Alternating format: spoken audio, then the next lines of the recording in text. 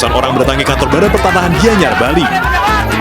Kedatangan mereka terkait gugatan tanah yang melibatkan desa adat Guang di Kecamatan Sukawati, Gianyar. Mereka meminta Badan Pertanahan Gianyar turut bersaksi dalam persidangan karena sertifikat tanah yang disengketakan ada di kantor tersebut. Kasus bermula ketika seorang warga atas nama Ketut Gede Dharma Putra menggugat ke PN Gianyar. Ia mengklaim tanah desa adat Guang Sukawati sebagai tanah milik keluarganya. Hasilnya tadi dari pihak BPN tidak siap sebagai saksi untuk membawa sidang pada saat dipanggil oleh hakim. Sebelumnya, warga juga mendatangi pengadilan negeri Gianyar, Polres Gianyar, serta kantor DPRD Gianyar. Dari Gianyar, Bali, Ketut Catur Ayus melaporkan.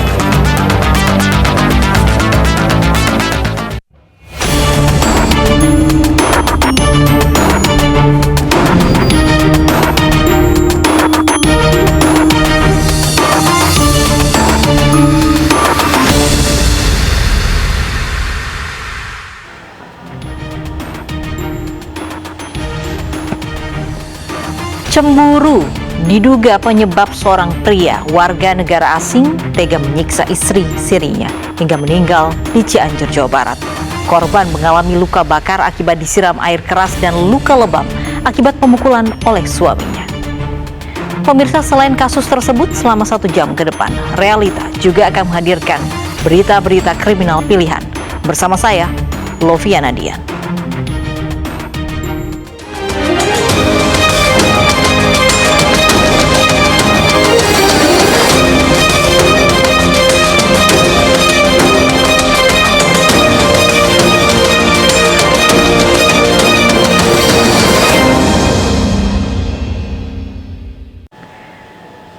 Seorang pria warga negara asing tega menyiksa istri sirinya dengan brutal hingga meninggal dunia.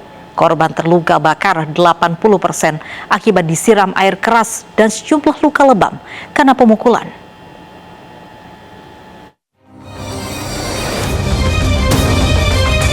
Setelah diotopsi di RSUD Sayang, Cianjur, Jawa Barat, jenazah Sarah usia 21 tahun tiba di rumah duka di Kampung Muncul, Desa Sukamaju. Sarah menghembuskan nafas terakhir usai dirawat intensif karena luka bakar 80% akibat disiram air keras oleh suaminya Abdul Latif, pria warga negara asing asal Timur Tengah. Usai disalatkan, jenazah Sarah kemudian dimakamkan di tempat pemakaman umum Kampung Prigi, Desa Sukamaju.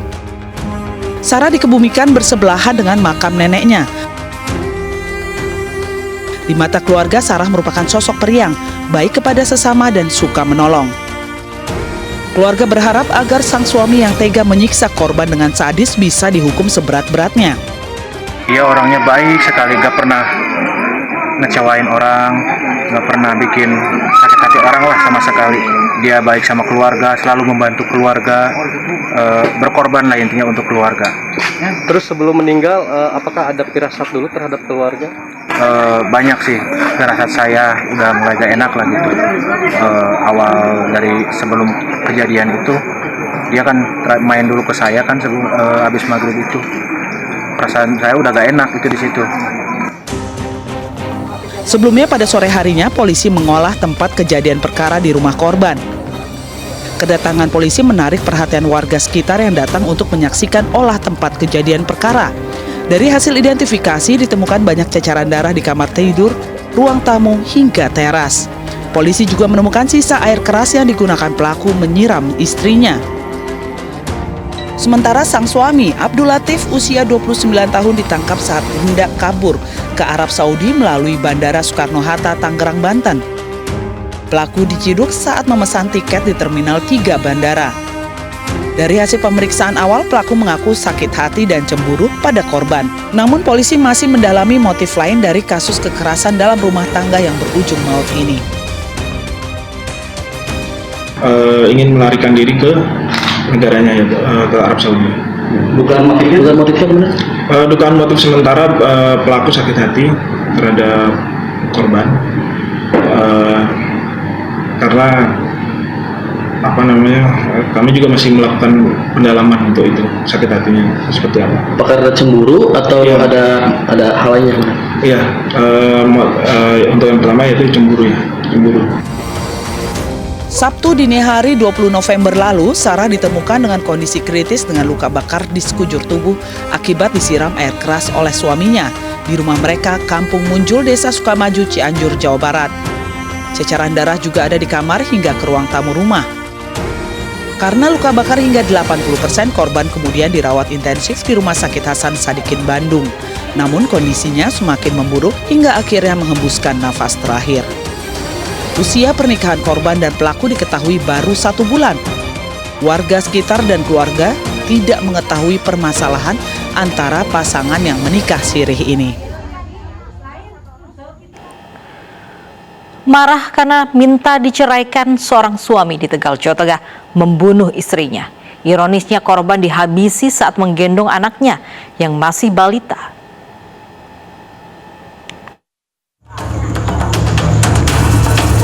Tim Unit Identifikasi dan Satreskrim Polres Tegal, Jawa Tengah mengolah tempat kejadian perkara pembunuhan istri oleh suaminya di desa Dukuh Jati Wetan. Korban bernama Mas Ruka, usia 36 tahun, dianiaya dengan senjata tajam saat menggendong anak balitanya usai membeli susu di warung. Warga baru mengetahui kejadian ini saat mendengar tangisan anak korban di dekat korban yang bersimpah darah. Korban tewas saat dilarikan ke rumah sakit. Polisi menemukan 1 buah susu kemasan, uang kertas pecahan Rp5.000, kemasan 1 kotak, serta sepasang sendal di lokasi kejadian. Melakukan olah TKP dan mengamankan TKP ya, karena ini di permukiman.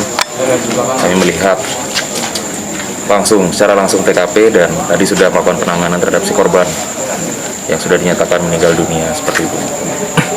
Kalau motifnya belum diketahui. Untuk motif saat ini sedang dilakukan pemeriksaan saksi-saksi, nanti lebih lanjut akan dijelaskan lagi. Sementara itu jasad korban kini berada di ruang jenazah RSUD Dr. Suselo Tegal untuk diotopsi. Keluarga mengaku pelaku marah karena korban meminta diceraikan. Keduanya juga sedang pisah ranjang dan korban datang ke rumah pelaku karena rindu dengan anaknya yang masih 4 tahun. Oh gitu, udah lama Pak ngajuin cerainya? Belum tahu. Terus ceritanya gimana sampai di Dukuh Jati itu gimana Pak? Ya, kalau sini nggak paham. Nggak paham ya. Tapi sehari-harinya itu nggak tinggal bersama. Sehari-harinya sementara ini udah nggak sama. Udah bisa rumah. Polisi kini memburu pelaku bernama Trisno alias Slamet yang kabur usai membunuh istrinya.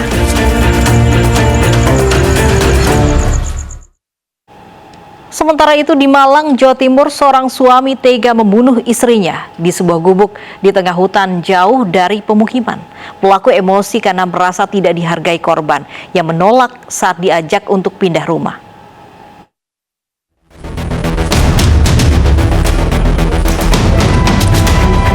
Inilah Biskari, 56 tahun, warga Sindorejo, Kabupaten Malang, pelaku pembunuhan Tumirah istrinya sendiri di sebuah gubuk di kawasan areal hutan Sindorejo. Dari hasil pemeriksaan, pelaku tega menghabisi nyawa istrinya lantaran kesal dan emosi ketika dimaki. Pelaku berniat mengajak korban pindah rumah, namun ditolak. Ini membuat pelaku gelap mata dan menganiaya korban dengan senjata tajam hingga tewas. Polisi minta barang bukti, diantaranya tabung LPG, senjata tajam, dan pakaian penuh bercak darah milik pelaku dan korban. Tidak hanya pembunuhan, pelaku ternyata juga merupakan buronan kasus pencabulan pada anak tirinya tahun 2020 lalu, di mana korban kini sudah melahirkan. Terkait emosi, karena tidak mau diajak pindah rumah, dan korban marah-marah pada pelaku dengan mengucapkan kata-kata kotor yang memicu tersangka mengambil surit yang ada di bawah meja lalu melakukan pembacokan kepada korban TM. Ini dilaporkan juga karena tindakan asusila yang pernah dilakukan pada tahun 2020 dan atas perbuatannya, pelaku dijerat pasal berlapis undang-undang tentang penghapusan KDRT dan undang-undang perlindungan anak dengan ancaman hukuman di atas 15 tahun penjara. Sebelumnya, warga desa Sindorejo, Kecamatan Gedangan, Kabupaten Malang, Jawa Timur digegerkan dengan penemuan jasad wanita di sebuah gubuk di areal hutan. Saat ditemukan, jasad penuh dengan luka. Evakuasi korban sempat sulit dilakukan lantaran jarak gubuk di areal hutan tersebut berjarak 4 km dengan kampung terakhir. Untuk menuju lokasi, tim harus berjalan di jalan setapak.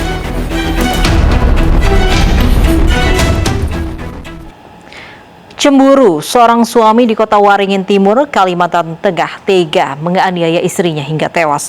Sebelum menyerahkan diri ke polisi, pelaku sempat menenggak racun untuk akhiri hidup, namun nyawanya tak tertolong.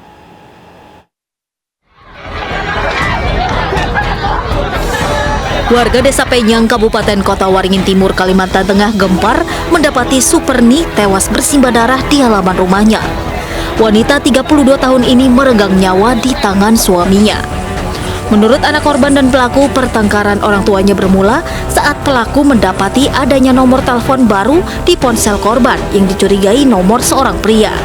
Pelaku lalu menuduh korban berselingkuh yang berujung dengan penganiayaan menggunakan senjata tajam. Pelaku yang kabur lalu menyerahkan diri ke polisi. Namun sebelum tiba, pelaku sengaja menenggak racun untuk bunuh diri. Nyawanya dapat diselamatkan setelah dilarikan ke rumah sakit dan kini dirawat intensif. Sampai di rumah, suaminya ini meminta anak yang bersangkutan, anak mereka untuk masuk ke dalam kamar dan dikunci dari luar. Setelah itu, suami ini istrinya lagi tidur rebahan. Si suami mengambil pisau dapur dan menusukkan pisau tersebut ke dada dari istrinya, dada dari korban. Setelah itu, korban berlari keluar rumah, mungkin hanya sekitar 5 meter dari rumah, terjatuh roboh karena tidak sanggup lagi berlari. Si suaminya ini, si pelakunya ini segera mengendarai mobil pick up milik mereka yang terparkir di halaman rumah, pergi melarikan diri.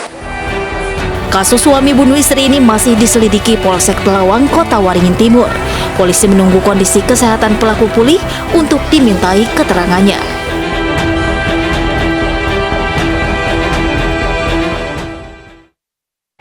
Cemburu buta berakhir petaka. Seorang pria 60 tahun di Parepare, Sulawesi Selatan membunuh istri keduanya yang berusia 17 tahun. Sang istri meregang nyawa dianiaya ketika cekcok di tengah jalan saat mengantarkan pelaku pulang ke rumah istri pertamanya.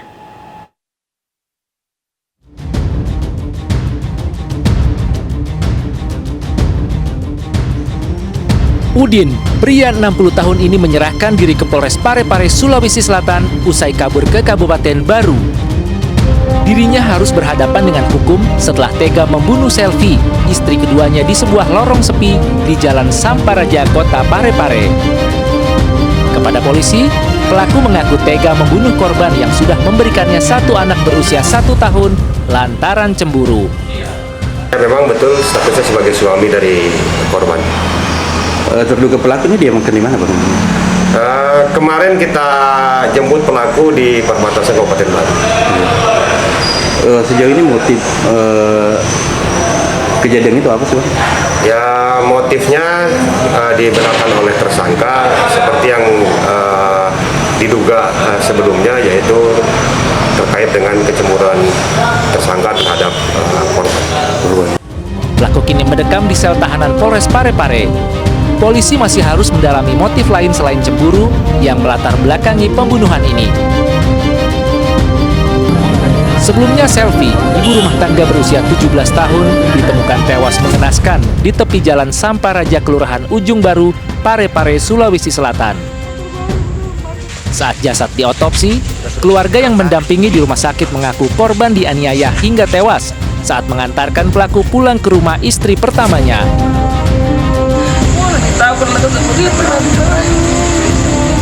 Ironisnya, pembunuhan ini juga turut disaksikan adik korban.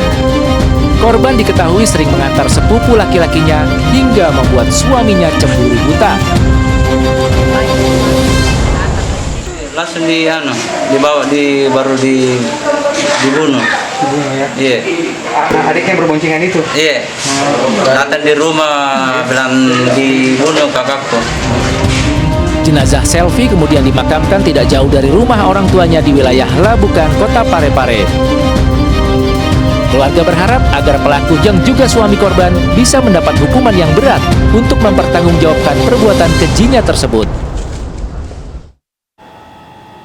Kesal istrinya sering pinjam uang ke tetangga dan selingkuh dengan laki-laki lain di media sosial. Seorang pria di Bandung, Jawa Barat tega menganiaya istrinya dengan senjata tajam hingga terluka parah.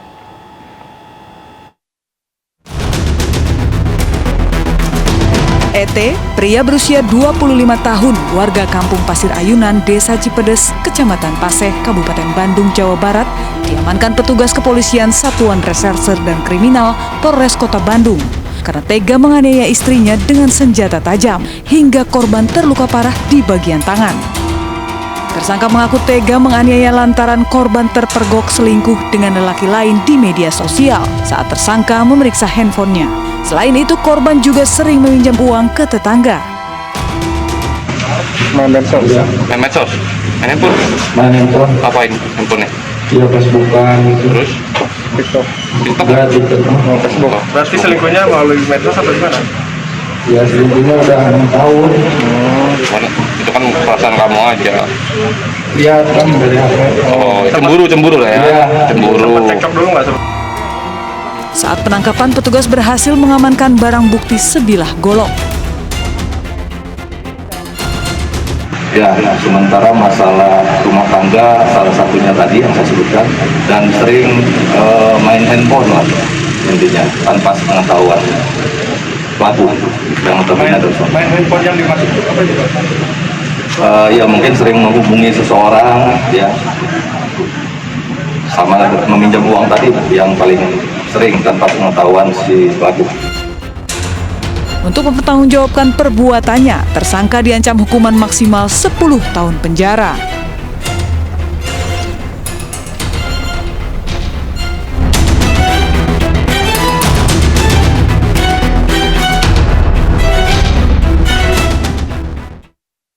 Dua anak perempuan di bawah umur di Padang, Sumatera Barat menjadi korban kekerasan seksual di rumahnya sendiri.